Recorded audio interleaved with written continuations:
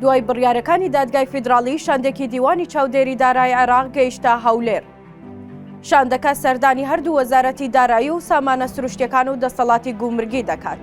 ئەمڕۆ یەکشەممە 25 شوباتی 2024 سەرچاوێکی ئاگادار لە بەغداد سەردانی شاندێکی دیوانی چاودێری دارایی عێراق ئاشکرا دەکات کە دوێنێ سەردانی شاری هەولێریان کردووە. هاوکات ئاماژە بۆ دەکات کە سەردانەکەیان بۆ هەولێر دوای بڕیارەکەی دادگای باڵای فیدراڵی دێت. ئەو سەرچاوەیە لە چاوپێکەوتنێکدا لەگەڵ بەغداد ئەلیۆم ڕاگەیاندووە هەنگاوی یەکەمی بڕیارەکانی دادگای فیدراڵی ئەوە بووە کە وەزارەتی دارایی عێراق شاندێکی دیوانی چاودێری دارایی فیدراڵی ڕەوانەی هەولێر بکات.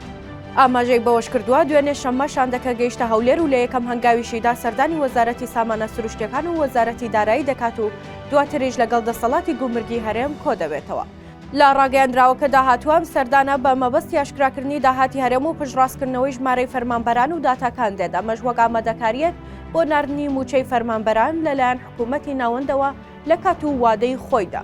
تەوەرێکی دیکەی سەردانیکردنەکەی شاندی دیوانی چاودێری دارایی عێراق بۆ هەرێم وردبینیکردنە لە داهات و خەرجەکانی نیوەی دووەمی ساڵی ڕابردوو.